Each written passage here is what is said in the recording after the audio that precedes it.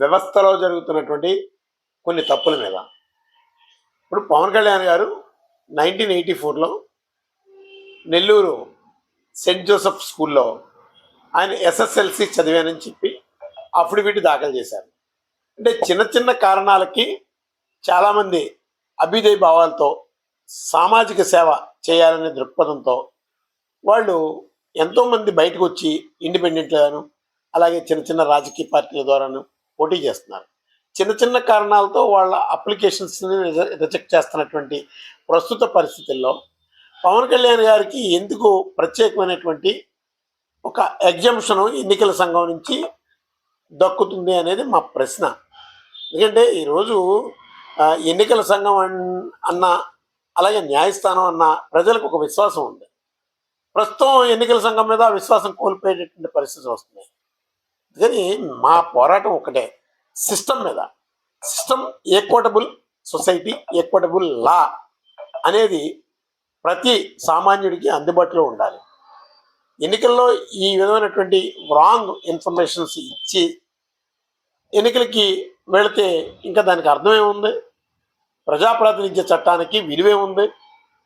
కానీ మేము పవన్ కళ్యాణ్ గారిని మేము పొరపాటుని కూడా ఒక మాట అనం. సిస్టంలో జరుగుతున్నటువంటి లోపాలని మేము వేలెత్తి చూపుతాం. దాన్ని పవన్ కళ్యాణ్ గారు ఆ లోపాలను వినియోగించుకుంటున్నారా?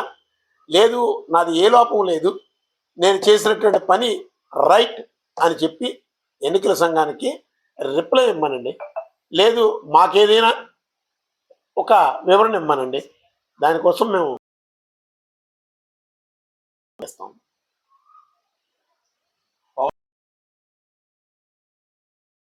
ఇప్పుడు పవన్ నిజంగా పవన్ కళ్యాణ్ రాష్ట్రీయ ప్రజా కాంగ్రెస్ పార్టీ తెలంగాణ అసెంబ్లీ స్థానాలకి పోటీ చేశారు, నామినేషన్స్ వేశారు అవకాశం ఉన్న దగ్గర. ఇప్పుడు తూర్పుగోదావరి జిల్లాలో ఉంది, అందులో మాకు కాకినాడ, పిఠాపురంలో నిజంగా పవన్ కళ్యాణ్ గారి మీద మా టార్గెట్ అనుకుంటే,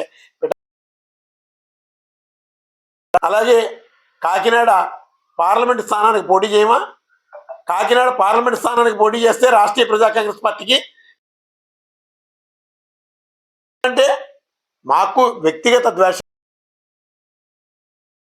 విధానాల మీద, విధి విధానాల మీద ఎవరు తప్పు చేసినా ఖచ్చితంగా ప్రశ్నించడమే రాష్ట్రీయ ప్రజా కాంగ్రెస్ పార్టీ లక్ష్యం.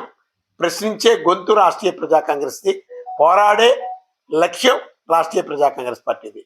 ఇది పవన్ కళ్యాణ్ గారు కూడా సహృదయంతో అర్థం చేసుకొని లోపాన్ని సరిచేసుకోమని నిన్న చెప్పాం. మేము లోపాన్ని సరిచేసుకో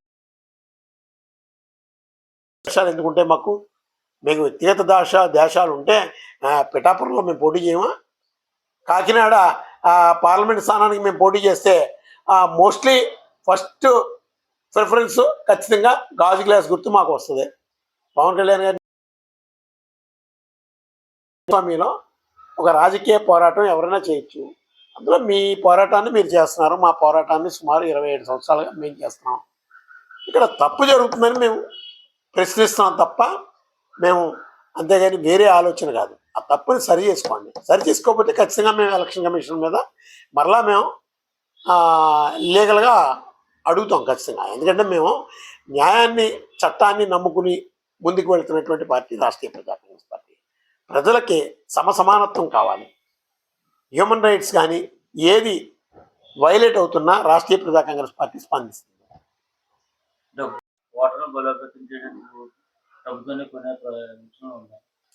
ఇప్పుడు ప్రధాన రాజకీయ పార్టీలు చేసేటటువంటిది ఇప్పుడంతా కూడా వ్యాపారం చేస్తున్నాయి. దానికి ఎన్నికల సంఘం మౌనం వహిస్తుంది. ఎన్నికల సంఘం ఏం చేయాలి? చాలా స్ట్రిక్ట్లీ ఇన్స్ట్రక్షన్స్ ఉన్నాయి. ఆ ఇన్స్ట్రక్షన్స్ బలహీనుడి మీదే అప్లై అవుతున్నాయి తప్ప బలవంతుల మీద అప్లై అవ్వడం లేదు.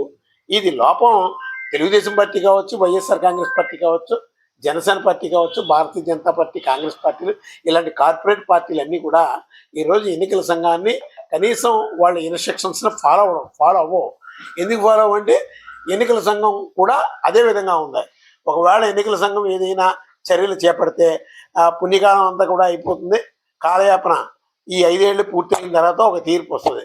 అనేక సందర్భాల్లో మనం చూసాం.